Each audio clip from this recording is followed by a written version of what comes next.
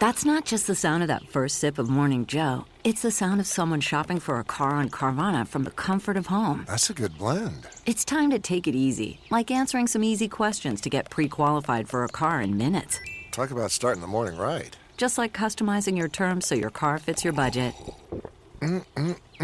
Visit Carvana.com or download the app to experience car shopping the way it should be. Convenient, comfortable. Ah. Man, that sunset is gorgeous. Grill, patio, sunset. Hard to get better than that. Unless you're browsing Carvana's inventory while you soak it all in. Oh, burger time. So sit back, get comfortable. Carvana's got thousands of cars under $20,000 just waiting for you. I could stay here forever. Carvana, where car buying meets comfort meets convenience. Download the app or visit Carvana.com today.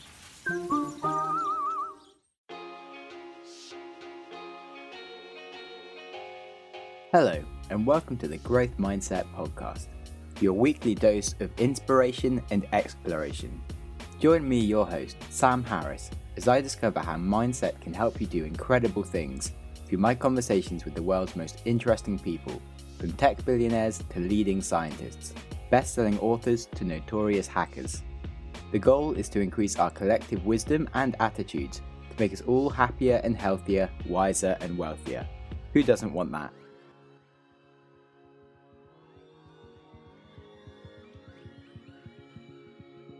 On the podcast today, we have Chandini, the founder and CEO of Auquan. They are a fintech platform crowdsourcing machine learning solutions for financial companies.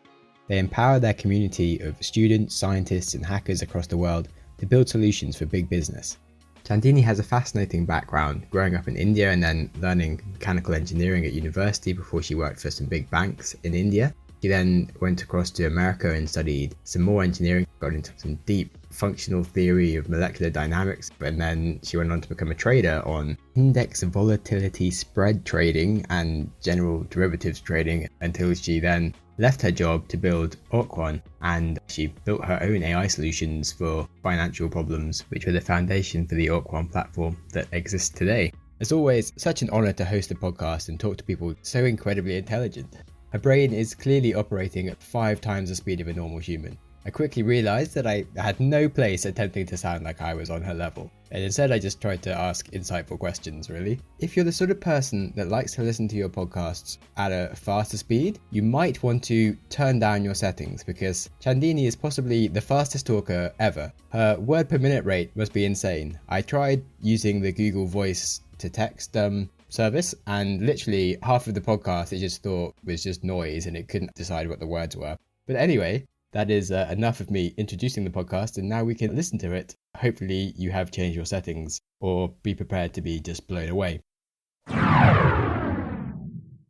So machine learning has positively impacted many industries, but in finance, the effect can be monumental. Quantitative funds have more than doubled their assets under management over the last 4 years, and they have consistently outperformed discretionary funds, which means more and more companies should be looking towards data-based decision making. But on the other side, the supply of data scientists who can actually build out these models and deliver data science solutions is still relatively small. And this massive lack of talent makes our clients come to us for their data science and machine learning needs.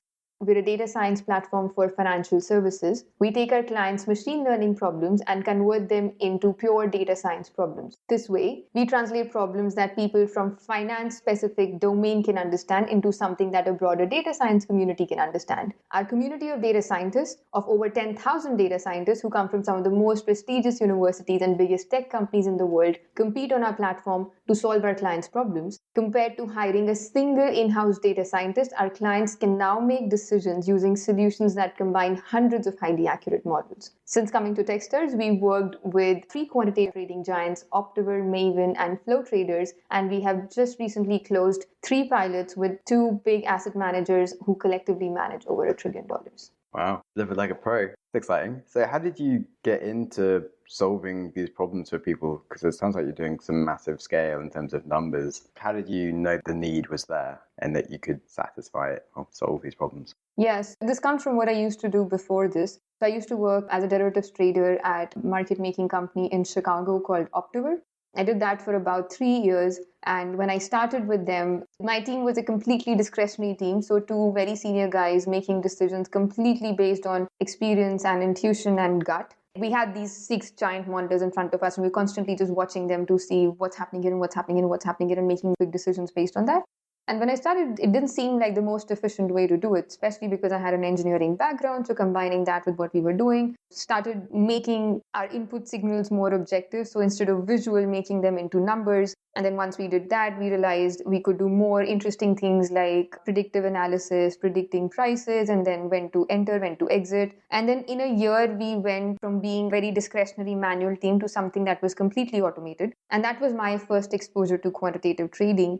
And I realized that a lot of the problems that we were solving to get towards automated data-based decision making were just math problems. So as a trader, my experience is important in saying this finance problem can map into this math problem. Then once I can do that, the math problem is something that a large number of people who don't understand finance at all can solve. I also saw how powerful making consistent systematic decisions can be. Because my last full year as a trader, we were supposed to make about 6 million on the team, ended up making 13 just because we were way more consistent with our decision making.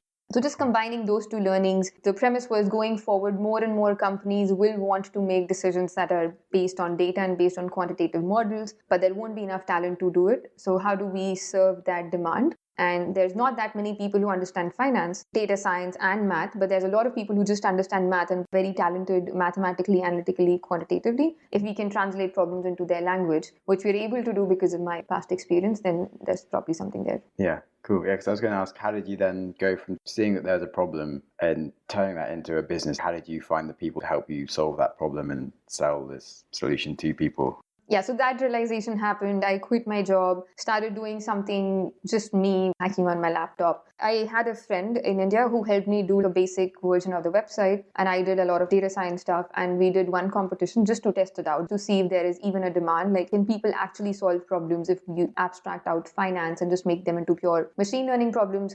Got a 1,400 people registered to participate, and the solutions that we got were really good with some really high quality people. So then we figured there is something in here, started reaching out to companies to see if there's demand. Around that time, I moved back to India, and my co-founder is my younger brother. So he moved back to India. He started helping me out with some stuff. Then he joined in as full-time as CTO. And then we started making some revenue. So we decided to just pursue it, hired some people in India to help us develop the platform. How did you get the 1,400 people signed up? Did you do a lot of marketing, or did you know the right people? Did you use some specific channels? I reached out to the university that I went to. It's a network of universities. It's called IITs. There's 7 of them. So I reached out to their career centers saying, we'll help your students practice for upcoming interviews in quant funds and trading companies and such. And then I convinced my previous employer, Optiver, who's based out of Amsterdam, and they don't traditionally recruit from India. If they found someone that was good, to interview and recruit them through the competition. And then I used that heavily as a marketing tactic.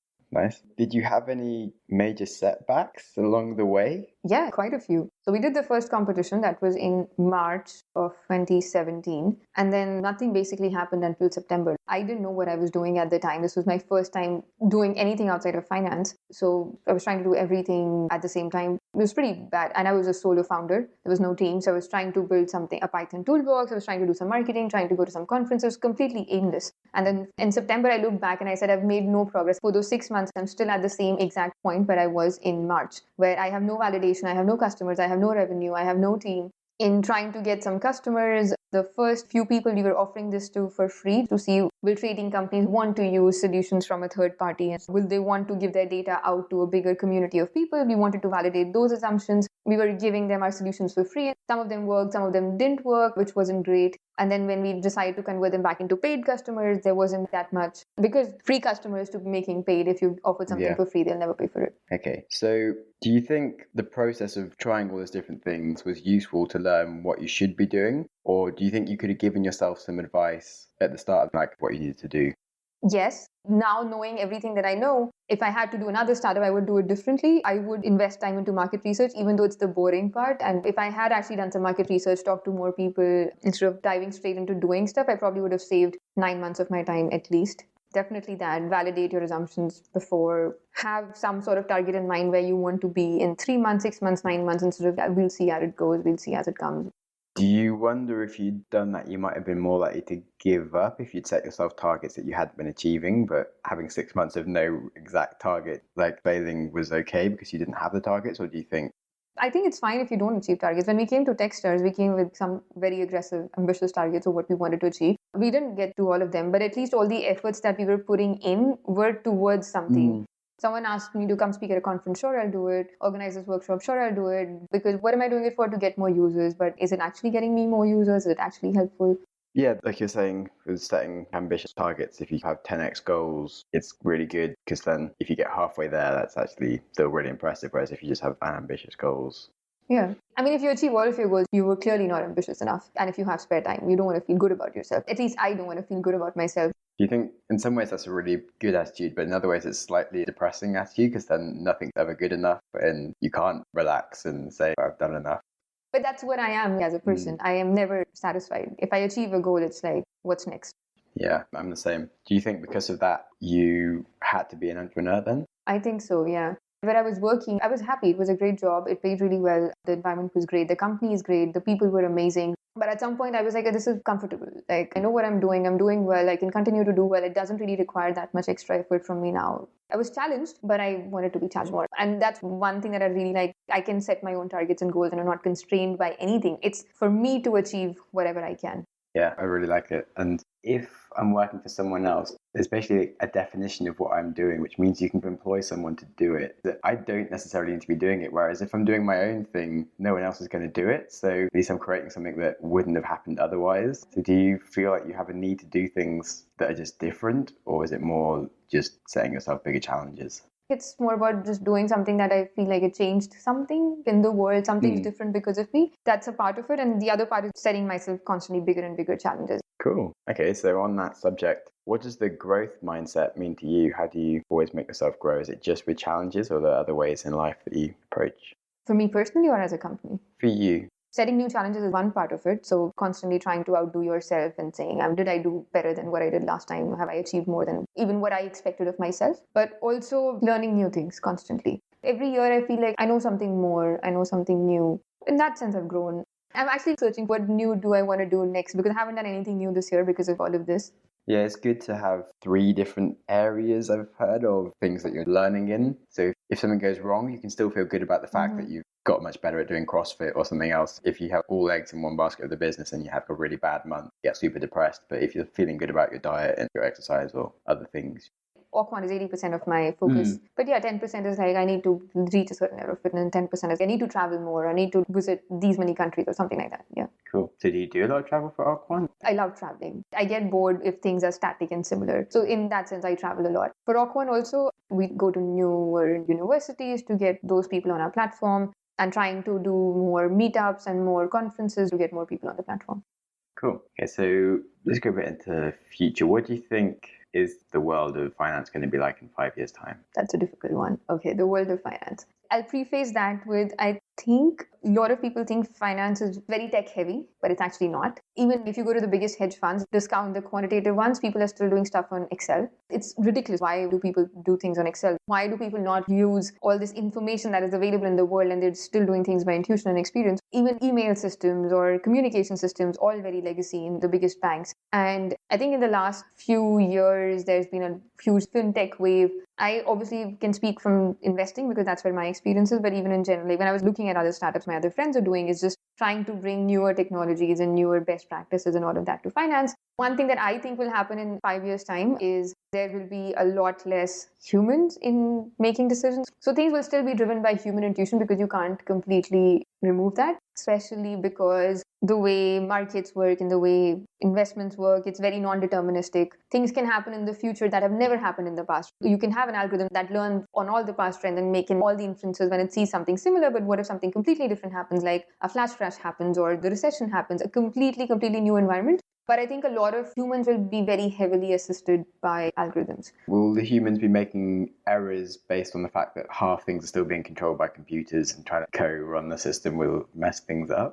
I think it'd be like 80% of the things are being run by computers and there's a human just sitting on top of it, making sure everything is going okay. Okay. The role of the robo-advisor would be huge? Or Yes. do you think more like just automated trading and humans setting it? Automated trading just means end to end. You get data from the exchange, you make a decision, and you send it back to the exchange, right? That's fully automated. Then there can be parts of it. So you get data. Based on that, machine gives you some suggestions. You decide which ones to implement and you put that into the next system. The next system then gives you suggestions on how to allocate your capital. You can take it or discard it. You send it to the next system. The next system then decides how to actually execute the trades that you want to execute. So if I want to buy 10,000 stocks of Apple right now, do I do it all in one go? Do I do it 5,000, 5,000? Do I do it 1,000 at a time? Do I do it over 5 days? All of that the system decides. So there's different parts to it. The robo-advisory part is recommending which trades to make and how much capital to allocate to it. That's one part of it. The other part is the execution. Execution actually is pretty much automated almost everywhere. Also, more and more people are trying to incorporate as much automation as they can into it. Okay, cool. What do you think will happen in 20 years' time? It's exciting, but it's almost impossible to say. What do you want to happen in 20 years' time? So I would think we're at 99% automation, but then I'm conflicting myself because if we are at almost full automation, that means it's just machines trading against each other and we'll just have a stable state because everything is perfectly predicted. So yeah, hard to say. What do you think the role of cryptocurrencies will be playing in the next 5 to 10 years? I'm not so sure about cryptocurrencies and what role they'll be playing. I won't say I'm a believer. I won't say I'm against it. I'll just say I'm unsure. It needs to be seen where it evolves. I do think more and more things will be distributed instead of being centralized like they are now. More security, more safekeeping. Okay, cool. Last year, with all the ICOs going on, were you tempted to try and do an ICO for Auquan instead of doing traditional funding? At some point, a lot of my friends were purchasing a lot of new coins, and I was tempted at participating in ICOs. But the coin needs to be associated with something, right? What is the value? Like you peg it to $1 or Bitcoin or whatever it is, but the coin actually signifies something of value on the platform. And for a lot of the ICOs, the coins just don't make sense. I don't understand what exactly am I buying. And I didn't think we could offer something like that either. So what would you say have been your biggest lessons and tips for getting investment? What have you found hard? The biggest tip is talking to as many people as you can. It's like the more people you reach out to, the more likely you are to find someone who believes in you. After TechStars, I spoke to about 80 people. I was talking to everyone who reached out because you never know where like the interest comes from, or they might make a good intro for you. It's practice for me. Sometimes they ask questions, I have the answer prepared because someone else has asked me that question before. So I've traveled all over London because I'm just going to take all the meetings that I can. What do you think was the hardest question that people asked you for you to be able to answer? I don't think it was hard in terms of being able to answer. It was hard in terms of being able to make them understand. Because when people don't come from the world of finance, they can't see the scale of the problem. So a lot of VCs who invest in enterprise software, SaaS software, there's not that many hedge funds and asset managers in the world. So the first question would be, would people outsource it to a third party? And it's not really outsourcing. What we're trying to build is fully automated SaaS platform. But this is so proprietary. Would they want to do it on a third party software? So you have to educate your investors because they don't come from the area, from the domain. And then the amount of money that funds make is so much more compared to what tech companies make. So if you can demonstrate value, they are going to be willing to pay so much more compared to where you can price anything for a tech company.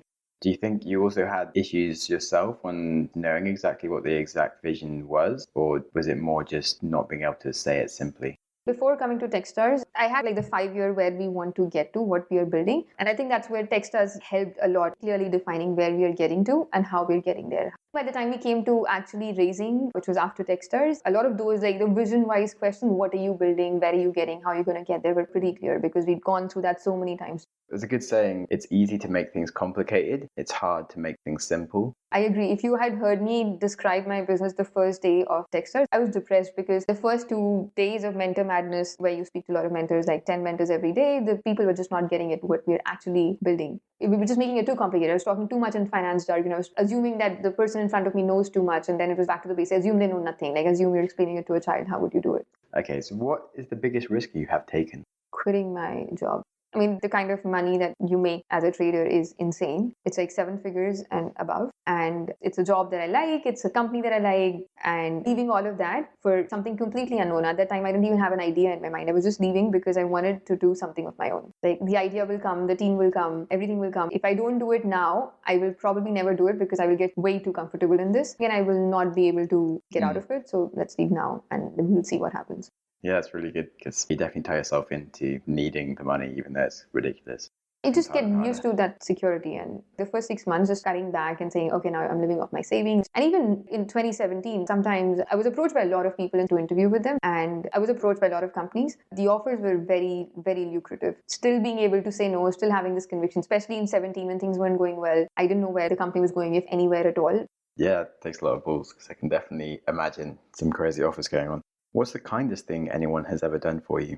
There's a few. I met someone at a meetup in India. We became acquaintances because we were connected in the data science world. And then at the start of this year, we had applied to the Barclays TechStars program, which we didn't get into. And then we applied to an accelerator in Amsterdam, which we did get into. And this person who I knew from a meetup, I asked him what his opinion was. And he said, I don't think you should join the accelerator in Amsterdam. I think you should go to regular TechStars and try there. Yeah, but we didn't get in the first time. What are the chances we get in now? And then he offered to talk to Eamon, the MD. And he did talk to Eamon. He said some really kind things about us. Talking to Paul made it more clear that this is a good team and we should take it in. And he didn't have to do it at all. It was just out of good spirit. Cool. Nice. What's one quality you want to improve at? I micromanage too much. I have difficulty letting go. Right now, there's some parts of the code base that I shouldn't be looking at, but every week I have this habit of going and seeing what commits have been made, what has changed. I know that I need to let go. At some point, things are going to get beyond where I know exactly every nitty-gritty of what's happening. It's already getting to that point. And it starts bothering me. Why do I not know? When did this feature get added? When did this happen? When did that happen? And it starts bothering me when I don't know.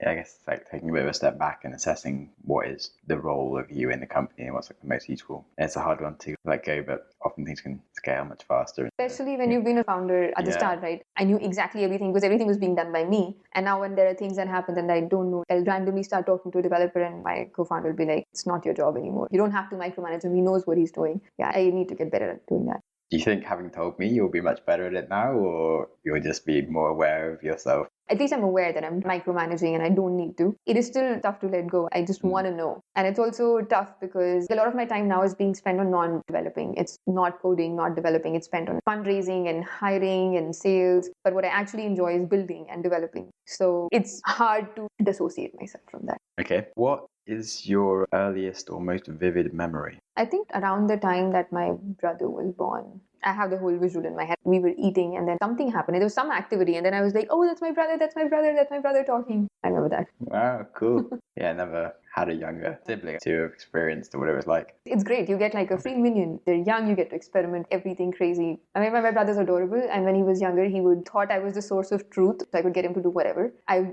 misutilize that power. Nice. Yeah, you sound a bit like my sister. She definitely did those things. Cool. Do you have any questions you want to ask me? What is the most interesting answer that you got on your podcast? I guess there's been some really amazing life lessons and tips, and probably the thing that stuck with me the most is when I asked a hitman how much he got paid for killing people, and it was $1,000. That's not enough money for someone's life. I mean, you can't even have a funeral in the UK for $1,000. Why is he willing to do it for $1,000? Didn't want to be a hitman. He was pressured into becoming one, otherwise he would be dead himself. Okay. You can see how it happened rather than, oh, someone's offering $1,000, cool, I'll just go and kill someone. How did you get a hitman to come on your podcast? I found some people that were doing cool stuff hacking into banks, and they were in the dark web and they introduced me. Interesting. Yeah. Is there anything else you want to add that I haven't asked you about that you think I should ask? No, I think you covered most of it. My life and Auquan. Said your business partner is your little brother. Is you worry about that, having both of you running the business, or is that actually a really nice thing? No, I think it's great. I couldn't have asked for a better co-founder. I hope my brother doesn't listen to the podcast because I never say good things to him on his face. But there are some co-founder issues like trust. Is this person going to backstab me? Are we doing enough? Is the other person putting enough effort? Are they even capable? We don't have any of those issues at all. We're stuck with each other for life. And I think given that we haven't stopped talking in the last 27, 26 years, I think we're pretty okay. We do fight, but we fought so much already that I think we've just gotten used to fighting. So we're fine. We do have different points of view. It's not like one dominates over the other. And we do argue, but always end up coming to an agreement in the end. I trust him more than anyone else. I completely trust him. I know he's always got my back. I know he's never going to do anything that is going to harm me. I know exactly how capable he is, exactly how smart he is, what he can do, what he cannot do, which is a big relief. There's no one else that I could have worked with at that level of comfort and honesty and trust. Nice. Awesome. Yeah. So that was Chandini. What a delight to have her on the podcast. We had quite an interesting conversation afterwards, which I sadly did not record. But she told me about her issues in childhood where she had to kind of learn how to play with others and just have conversations with normal people about normal things. when she really just wasn't interested in that when she was younger. And I can imagine it being super hard when your peers are all talking about movies and what shoes to wear, and you're there thinking like, I want to change the world with data, or let's talk about math. Must be a nightmare. Eventually, she realized that other people are kind of important and that she needed to listen to them to talk about like mundane things first to actually get them to open up and then talk about more meaningful things. And I can also see how this would relate to her problems with letting go of the management stuff of her business and getting people to do things for her when she was just used to having all her ideas and being able to execute on them really fast, and having to explain them to others who maybe misinterpret them or do it slower must be really annoying and a challenge. And I think this is a wider problem for any entrepreneur, really. But to scale yourself, you really do need to learn to let go, which is going to be my first top tip. Don't micromanage. It's just so hard to let go of your baby, whether you're a mother of a child or a CEO with a business. But at some point, you need to let go of the full control and let it learn to take care of itself so it can do so much more than it could with just you purely driving it. Number 2, do market research. It might not be fun or feel like progress, and you often will find that you are wrong, and that's not a nice thing, but you do need to change your precious idea to make sure that actually fits the rest of the world. Otherwise, you're just working on something that is really nice in your head, and you're just making it be the way you want it to be in your head. And so you're never actually validating your idea with the world, and you're just wasting your time. So do market research properly, and you can save yourself a bunch of time and money, even if it doesn't feel nice and is annoying when you feel like you're going backwards. Number 3, practice. Talk to as many people about your idea as possible, and every time you do, it'll just get better and more cemented in your own head, and it will just come out more cleanly and people will understand it better. And you just never know who might put you in touch with someone else, so the more people you talk to, the more chances you give yourself. And now on to books.